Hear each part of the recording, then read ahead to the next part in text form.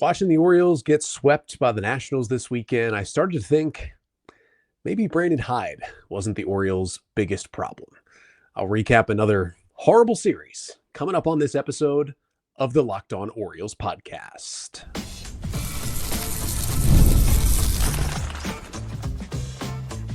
You are Locked On Orioles, your daily Baltimore Orioles podcast. Part of the Locked On Podcast Network, your team every day.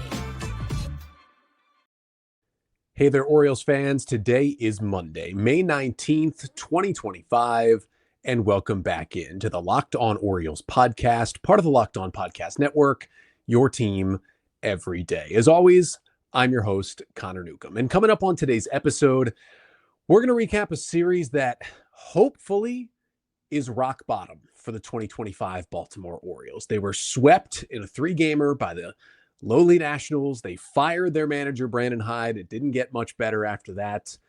And the Orioles are now 15-30 on the season. I'm going to recap all three games. We'll talk somewhat briefly about Friday's loss, although I went over it a lot on Saturday on that episode. We'll talk about what the heck happened to Kyle Gibson on Saturday that spelled the end of his season. And then what the heck happened to Zach Eflin on Sunday as the Orioles lost all three games. But that's all coming up on this episode of the Locked On Orioles podcast, which is brought to you by FanDuel. Right now, new customers can get $200 in bonus bets when your first $5 bet wins. So the Orioles were swept again. They have lost 6 games in a row, and it's a nice little 0-6 homestand. They lose all 3 to the Twins, who were red hot, won 13 games in a row, but then they lose all 3 to the Nats, who were not playing good baseball coming into the series, and they left with 3 more victories, and the Orioles end up dropping 5 out of 6 to this Nats team in the Masson Cup season series this year. So let's start briefly with Friday. Now, if you have not checked it out, please go check out my weekend emergency podcast that came out on Saturday, where I discussed what was obviously the big news of the weekend, and that is the Orioles firing their manager, Brandon Hyde, here early in his 7th season after a 15-28 incredibly disappointing start. I kind of broke down all the angles, why the Orioles made the move, and what is up next for this team as Tony Mansolino takes over as interim manager. But I also, in that one, went in depth on the disaster that was Friday night's 4-3 loss for the Orioles against the Nationals. You can check that one out wherever you get your podcasts. Make sure to subscribe, leave a 5-star rating and a review. Spotify, Apple Pods really helps the show. And of course, you can watch it right here on YouTube, and make sure to like, comment, and subscribe to the Locked On Orioles YouTube channel. But I went through all the craziness, the bad things that happened Friday. Couple of good notes from Friday's game. We'll start with, it was an Orioles 4-3 loss, but I thought Cade Povich was really good in that game. Kind of a bounce back start for the Oriole left-hander. 5 2/3 innings of 2-run ball for him on 3 hits, 9 strikeouts to 2 walks, and a home run on 99 pitches. Nats had just 5 hard hit balls against Povich in that game. I thought he looked really good in that start. Probably the best fastball command that he has had. 66% zone rate on that 4-seamer. He had 11 called strikes. He got 7 foul balls with that fastball. He was able to get ahead with that pitch. He was able to jam it inside to righties, command it, and then kind of go up and away to the right-handers as well. Didn't throw his changeup much. It was his most used pitch out of his 5, which was a little annoying because when it's on, it is his best pitch. But you can also say, hey, maybe he just kind of didn't have the changeup, didn't have the feel for it, and that could happen. You can kind of ditch a pitch. But 9 strikeouts, a season high for Povich, and the second most of his career. Remember, he had that 10 strikeout game in September last year against the White Sox when he was really rolling late in 2024. But even with the struggles he's had, right? He does have a 5+ ERA, and we're deep into May at this point. The Orioles don't have a lot of other great options that we know. And listen, he has shown some more flashes than some other guys who have been in this rotation. He's a young, very much a future piece of this team. I think if Cade Povich sticks in this rotation long-term, that's going to be a good sign for the Orioles for years to come. And I think because of that, I allow Cade Povich to keep this rotation spot, not just because he pitched well on Friday night, but just because of what it means for the Orioles moving forward. Again, with the managerial move, with the fact that they're 15-30, we're kind of transitioning a bit into the time where you're still trying to win ball games because we are still in May. There are still more than 4 months left in this season. But you're also transitioning a little bit into, hey, some of your game to game decisions have a little bit of focus on beyond the 2025 season. That it doesn't take over. You're not in full rebuild, we're done with this season mode. But those decisions were probably 1%, and they probably jump to 10 plus percent now as the season's going off the rails. And one of those things is just, hey, keep Cade Povich in there. It's getting better. He's showing flashes. Let's give him a chance to do that. And honestly, it ended up being Brandon Hyde's final pool of a starting pitcher as Orioles manager. Was Cade Povich had 2 outs in the 6th. There was a runner on 3rd. The Orioles were leading 2-1. He was at 9. I think he was in the early 90s of his pitch count. So it was getting up there, but he had a few left in him. And James Wood, the big imposing left-handed batter, was coming up for the Nats. Obviously first and second base were open in the 6th inning. Wood's been great this year, but you also do get the left-on-left matchup for Cade Povich, although another lefty, Gregory Soto, was warming in the bullpen. And I didn't mind Hyde just saying, look, Cade Povich, try and go get him. This is going to be good for your development. And Wood lined a 1-1 sinker into center field for an RBI base hit to tie the game, and Povich came out. But I thought he's going to learn from that. He's going to learn eventually how to get through that 6th inning by being left in there. And again, because we are a little more into development mode right now in this part of the season, I'm fine with that move. I think it's going to help him moving forward. And I liked what I saw from Povich on Friday night. Now, the offense, I kind of just discussed the craziness that went on. I mean, they did a great job of getting Mackenzie Gore out of the game. They forced him to throw 102 pitches, and he didn't even finish 4. They got him out of there with bases loaded and 2 outs in the 4th. Now, on Saturday's episode, I discussed just the nightmare that was the Orioles trying to actually score runs in that game, despite getting 14 hits and still losing 4-3, which is something that does not happen often in Major League Baseball. But hey, like you get Gore out of the game. The Nats have the highest bullpen ERA in the league. Like, that is a good strategy. Despite his 9 strikeouts, 10 hits, they had 26 foul balls against Gore to run his pitch count up. But as I talked about on Saturday, and again, you can go listen to that in full, despite 4 hits with runners in scoring position against him, they only managed 2 runs. They left a season high 15 runners on base. Listen Saturday for the historic stats of how the Orioles had all those hits and still weren't able to score, but they did have hits, right? Adley goes 3 for 5 with a double and 4 hard hit balls. Plus he threw out 2 runners trying to steal. Really definitely one of the best games of the season for Adley Rutschman. So that was cool to see. First game with multiple caught stealing since September of last year, and the 5th of his career. Was just his second 3-hit game of the year. The other was on opening day, and his second 4 hard hit ball game of the year. And entering play on Saturday for Adley, 13 of his previous 19 balls in play had been hard hit. He's really smashing the baseball right now. And then he just hit a missile in Saturday's game, doubled off the wall in the 7th inning, hit it 111 miles per hour off the bat. That was the second hardest hit ball of Adley's career. He had a home run back in May of 2023 that actually was hit off of Zach Eflin that was 111.1 miles an hour. That still stands as his hardest hit ball, but that was certainly a good sign for Adley, who's obviously had his struggles early in the year. I mean, you get a 4-for-4 game from Ramon Laureano and you don't win. He reaches base all 5 times, 4-for-4 with 3 singles, an RBI double, and a hit by pitch. You get from Ramon Laureano, your bench platoon outfielder, and you only scratch across 3 runs and lose that game. I mean, that's the kind of stuff that's just so annoying. Like, 4th 4-hit game of Laureano's career. He hasn't had one since May of 2021. You get that 4 years later, and you can't do anything with it. Just the second time in his career reaching base 5 times. I mean, Ryan O'Hearn was in there late. Tyler O'Neill was scratched with left shoulder soreness and then eventually was placed on the injured list on Sunday with that issue. Dylan Carlson was recalled to take his roster spot, so another IL stint for O'Neill. But that meant Ryan O'Hearn was a late addition to a lineup against a lefty. And even O'Hearn reached base 4 times, 2 walks, 2 singles, had a single and a walk versus the lefty Gore. And for O'Hearn, and this was entering play Saturday, it only been 24 plate appearances on the season against lefties versus 108 against righties. So per usual for O'Hearn since joining Baltimore, it's a very small sample size against lefties, but 6 for 21, that's a 286 average and a 124 WRC plus against lefties with only 3 strikeouts to 3 walks. Again, crazy small sample size, but this offense has been so bad, and Ryan O'Hearn has probably been the Orioles' best hitter so far this year.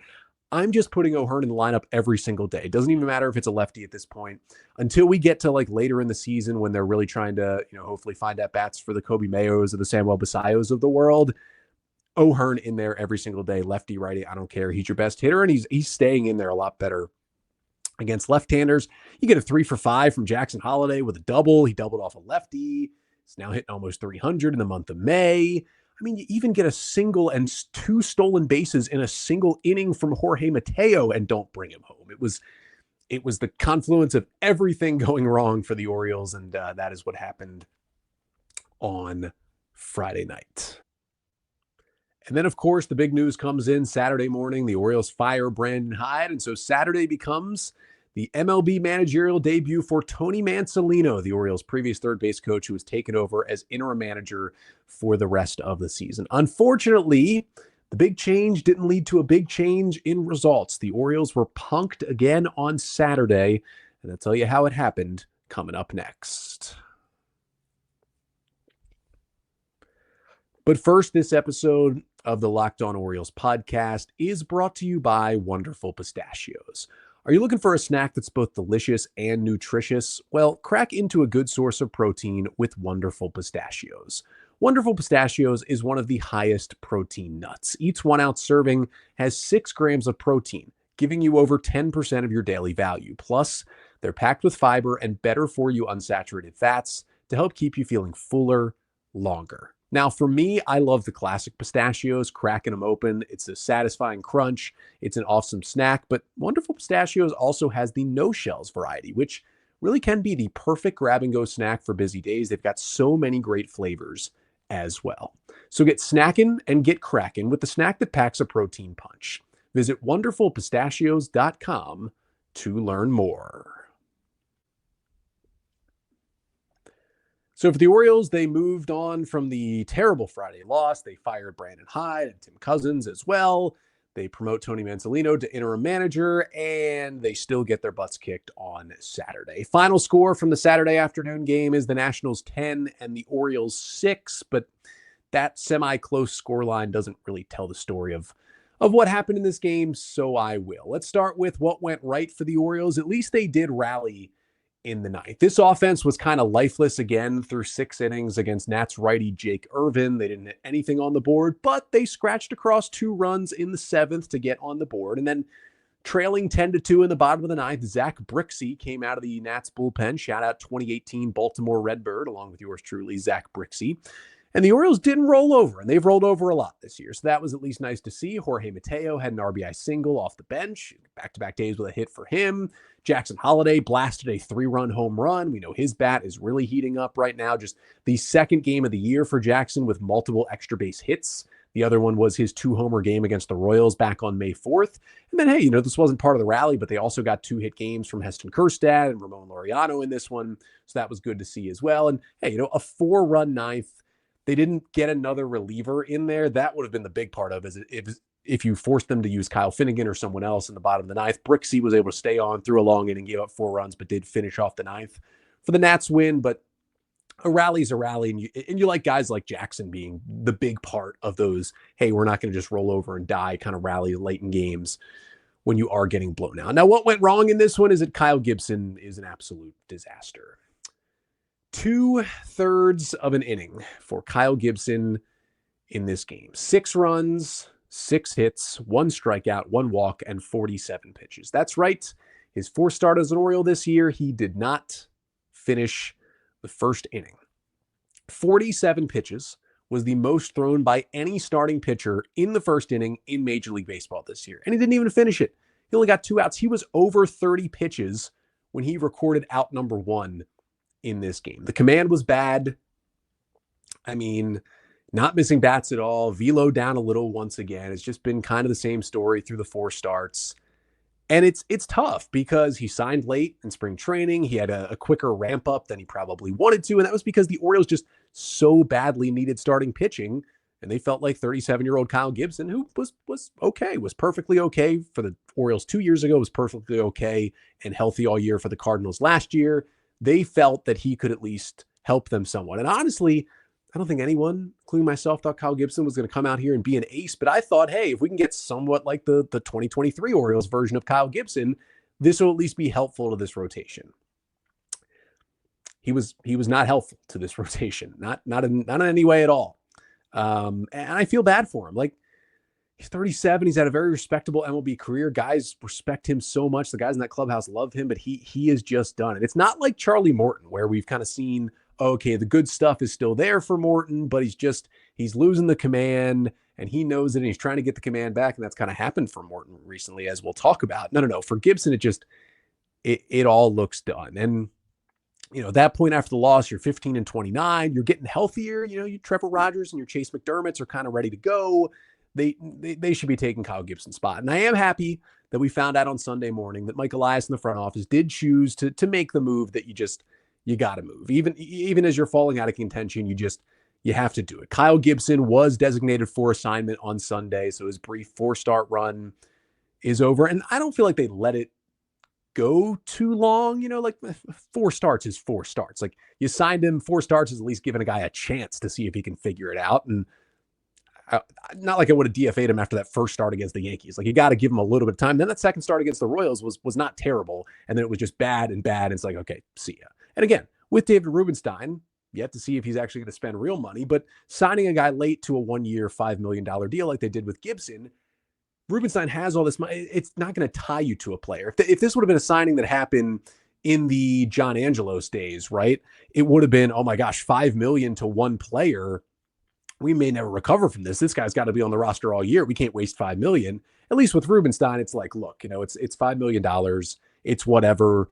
I said this at the time of the signing and got some pushback where I said, look, Gibson could make 3-4 starts for the Orioles, and if it doesn't go well, they could just cut him because the money's not an issue right now. Got some pushback for that. That clearly was the case. I wish it wouldn't have been the case. I wish it would have been more helpful, but that's where we are. And hey, he gave it a valiant effort. Still love Kyle Gibson for what he did for the Orioles 2 years ago, but man, that was rough to watch. I did not like any of that. And, we'll see, right? Charlie Morton's been better. Maybe it's him. Obviously, I mentioned Trevor Rogers and Chase McDermott could certainly have a place in this rotation now, but it's not going to be Gibson. So we'll see who gets that next turn through coming up next weekend for the Orioles. And the shout out during Saturday's 10-6 loss, the shout out goes to the mop-up relievers for the Orioles, starting with Charlie Morton, who was great out of the bullpen, and they needed him to be. Kyle Gibson records 2 outs. Morton, who had thrown like 40-some pitches on Wednesday, so he's working on just 2 days of rest, comes out of the bullpen in the first inning and was honestly a lifesaver for this Oriole bullpen. Goes 4 1/3 innings, 1 run, 2 hits, 6 Ks, and just 1 walk on 62 pitches for Charlie Morton. I mean, right there, his best outing, I think, as a Baltimore Oriole. It comes in long relief, but saving the pen, able to go 4 1/3 was just gigantic. He gets 7 whiffs on the curveball. He has a 35% whiff rate overall, 56% chase rate on the curveball. The fastball velocity was actually up. He was sitting 95, 96 in that game. I mean, that was the best Charlie Morton has looked, and that continues a stretch for him in this long relief role. Like, this is the Charlie Morton that the Orioles signed in his last 3 relief appearances. 9 1/3 innings, 2 runs, 4 hits, 12 strikeouts to just 2 walks. That is the guy they were looking for when they signed him to that $15 million deal. And kudos to the Orioles for holding on to him, because I was like, let it be done. Most people are like, let it be done. But they saw that the stuff was still there. It was just a command issue, and they may have tinkered with the arm angle a little bit there, and it worked out. Like, he's throwing the ball well. Now, for the state that the Orioles the state that the Orioles team is in, and that is the state of being 15-30, and it feels like here on May 19th, they're out of it. It's hard to say that on May 19th, but they feel out of it.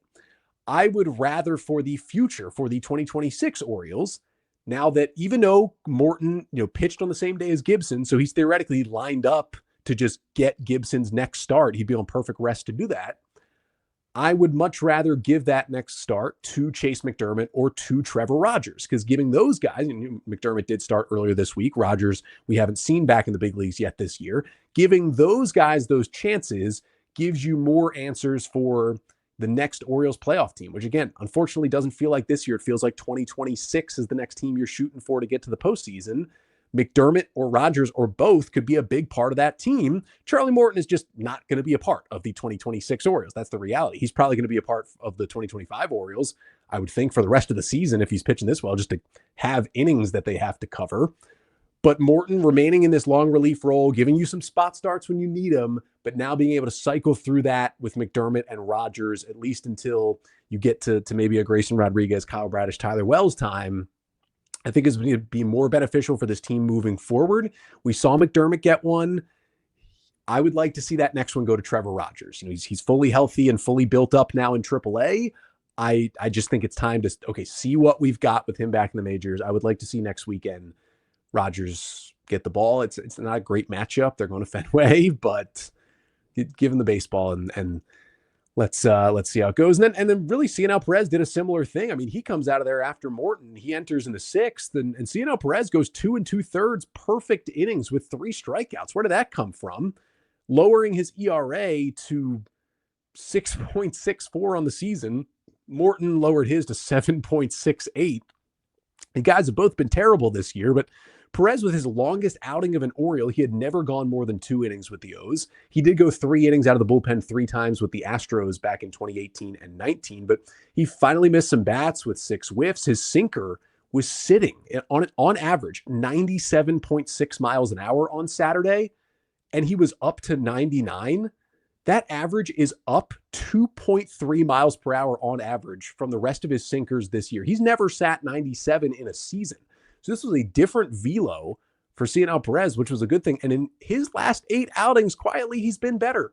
8 2/3 innings, 5 hits, 1 run, 9 Ks. Now the 6 walks has still been an issue, but he's quietly holding on to that roster spot. We'll see if he can continue to hold it with guys, like Andrew Kittredge getting healthier and the Trevor Rogers and the Chase McDermotts of the world. But he's at least now serviceable, where he was absolutely not at one point just a bit earlier this season. So the Orioles lost game 1 of the Mancelino era. They lost the series. The question was, hey, it must have been tough for the Orioles to learn that day that Brandon Hyde had been fired and then turn around and play a game. So you understand them getting beat. Maybe now that they have a data process, they can try to wipe it and show up to the ballpark clean the next day and try to win a game.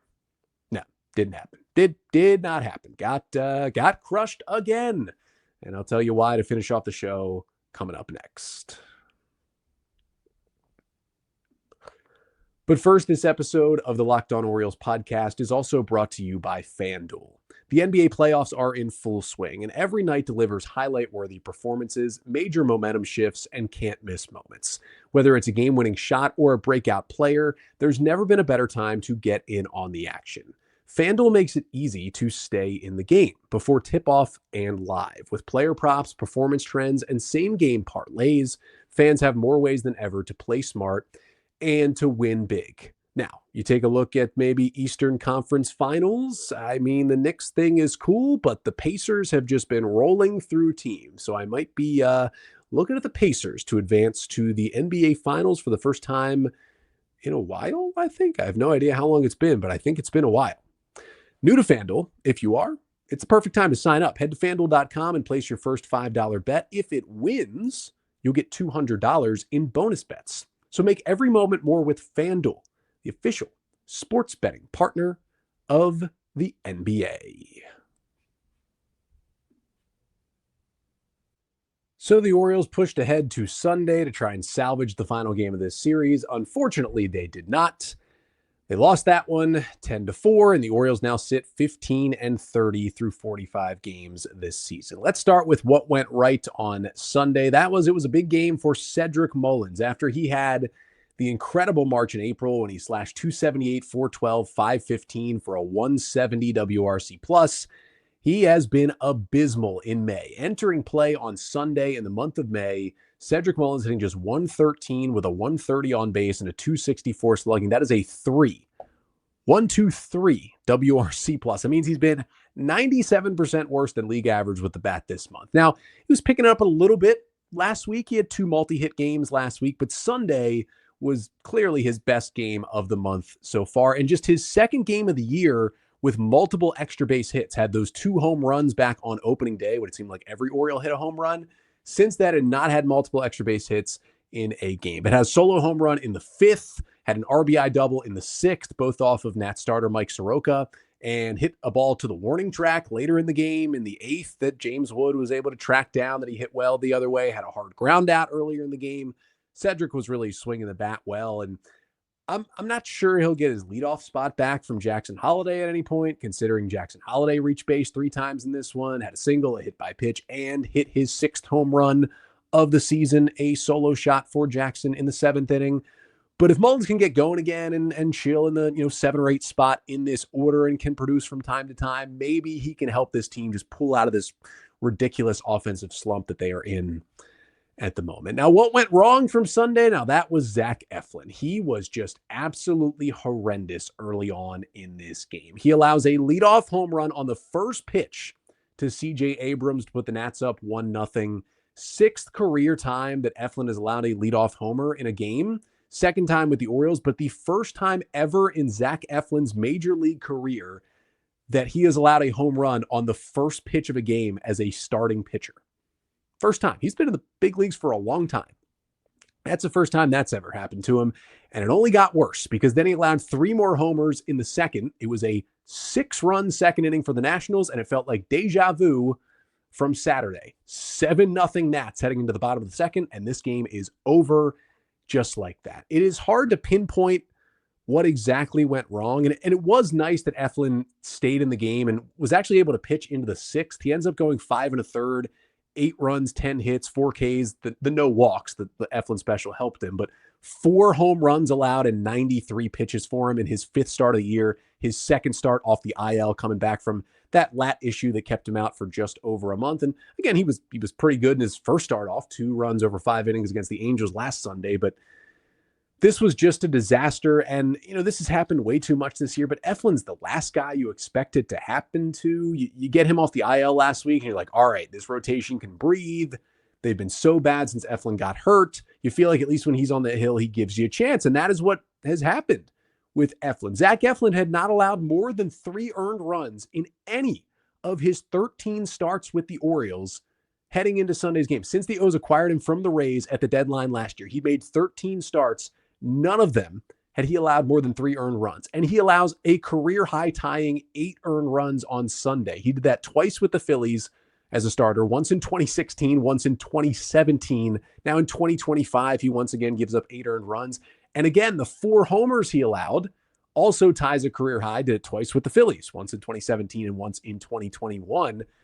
And again, the 0 walks, the pitching into the 6th, that looked like Zach Eflin. The 8 runs, that was not Zach Eflin. I mean, the sinker got crushed. The Nats were just kind of all over everything, all 6 pitches that he threw on Sunday. It's hard to fully diagnose for multiple reasons. One is it is still May and it's his 5th start of the season. It is still his 2nd start off the injured list. You just don't quite know. It's also just a weird spot for this team. It's the first full day after your manager gets fired and how everyone's going to respond to that differently. Also, just the state of the team right now, all the losing, you're coming to the game 14 games under 500. How much is the want to be there for a veteran on an expiring contract who's now probably thinking about, this team might deal me at the deadline instead of trying to bring me back? What's my free agency going to look like? How's this injury impacting me? All this stuff. It's really hard to analyze all of this right now and analyze these specific performances because it's like, how much are these guys' heads in this right now, especially after the Brandon Hyde news from Saturday? But man, like if Eflin starts to fall off, we are in an, oh boy, how do the Orioles even get through this season situation? I'm not worried about this yet. For now, it's a one-time thing. Unless this happens again, then we start to worry a little bit. Hopefully just a one-time weird weekend thing. But that is not the kind of start you expect from Zach Eflin. And yet here we are. And the shout out for Sunday goes to Cade Stroud. Stroud, who was called up from AAA Norfolk to replace Kyle Gibson when he was DFA'd on Sunday morning. Stroud into the bullpen. Stroud had actually been called up earlier this year for one day, but did not get into a game and then was sent back to AAA. But Cade Stroud, 27-year-old right-hander, was a 12th round pick by the Orioles out of West Virginia back in 2019, was added to the 40-man roster this offseason to protect him from the Rule 5 draft. Over at Fangraphs, Eric Longenhagen ranked him the number 33 prospect in the Orioles system here in the preseason in 2025.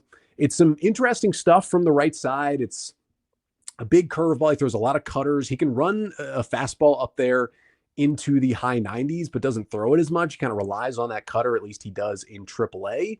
And he finally got to make his major league debut with the Orioles trailing 9-4 in the top of the ninth inning on Sunday. Tony Mansolino goes to Cade Stroud for his debut, and it was not perfect, right? He gave up a run in this one on 2 hits, did get a strikeout. That's always nice to see. Final pitch he threw was a really good down and in strikeout to get, I believe it was Luis Garcia to end that inning. But damage was done. He gave up a run on a couple of hard hit balls on 2 hits and threw 25 pitches. But it's an interesting mix from the right side. He doesn't always know where it's going, but when he does, it can be pretty lethal. He went with a 3-pitch mix. He threw 10 curveballs at 84, 85. He threw 10 of those cutters he likes to throw, 93 to 95. And then he threw 5 sinkers. He ran it up there to 98 at one point. He does have that high velocity with that sinking fastball, but he did get 5 swings and misses on 15 swings, 3 on the curve, 2 on the cutter. So it was cool for him to flash that stuff that we know he has. And now we can officially say it. There's been a couple of workarounds. Like, of course, the Orioles have acquired pitchers early in their minor league career and developed them into major leaguers. There's been guys like Brandon Young, who was undrafted in 2020 because the draft was only 5 rounds. He signs with the Orioles. He debuted earlier this year. But it is official with Cade Stroud stepping on the mound and throwing that first pitch in the 9th inning on Sunday. It is finally official. A Mike Elias drafted pitcher with the Orioles has finally debuted in the major leagues with the Orioles again.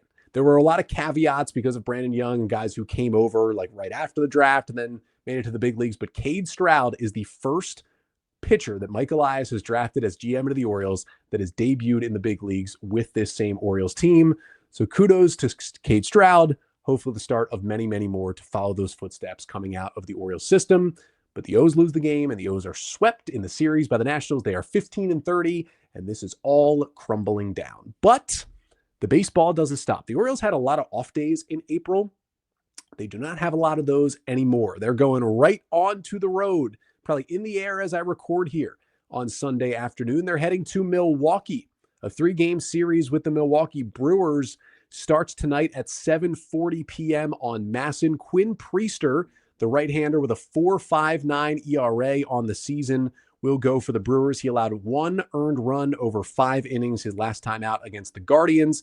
He'll go up against Dean Kramer, who had 2 really great starts to begin the month of May, and then one that was not so great last week. It was okay when he gave up 4 runs in 5 2/3 against the Twins. So looking bounce back and be non-April Kramer here on Monday night. And then I'll be back with you Tuesday recapping game 1 between the Brewers and the Orioles. And I want to do this after a loss to make it stick. If the O's do lose again tonight in Milwaukee, it might be like the full burial episode of the Orioles and the full look ahead to this season's over postseason wise. So how do the Orioles treat things and what decisions do they have to make now that their plans for 2025 have been thrown on their head before we got to the end of May? So that's coming up on tomorrow's episode. Until then, I'm Connor Newcomb, and this has been the Locked On Orioles podcast, part of the Locked On Podcast Network. Your team every day.